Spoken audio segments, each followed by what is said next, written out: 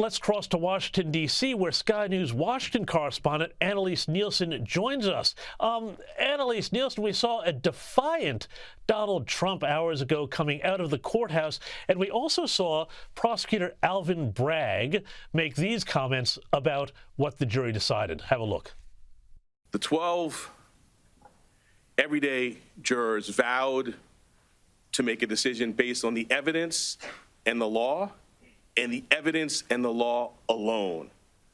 Their deliberations led them to a unanimous conclusion beyond a reasonable doubt that the defendant, Donald J. Trump, is guilty of 34 counts of falsifying business records in the first degree to conceal a scheme to corrupt the 2016 election.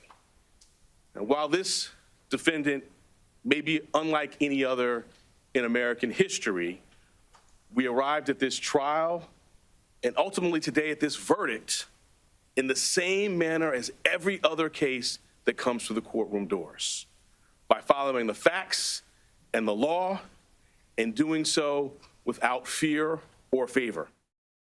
So Annelise Nielsen, the prosecutor there, just said that they brought this case essentially without fear or favor. But in America right now, are people really believing that this case on esoteric bookkeeping charges would have been brought had the defendant's name not been Donald J. Trump, candidate for president?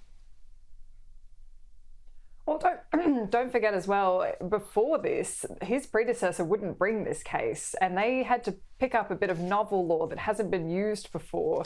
So it's a bit of a interpretation there to say that they just followed the law. No, they really worked at getting this done, which is their right as a prosecutor. Sure, these are laws that are on the books, but they had to try something new to get this done. And so I think a lot of people across America, and the polls are reflecting this, aren't convinced that they have changed their mind because of this.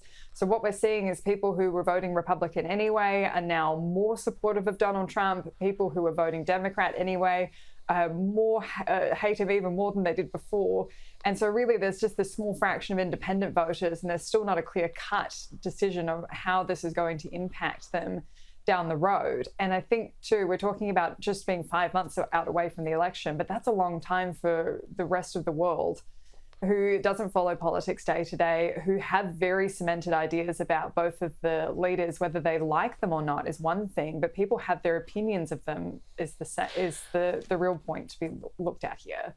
Yeah, and Annelise, what's been the reaction just in the immediate minutes and hours after that verdict came down? Cheers, jeers. It must have been very emotional both for people on the left and the right.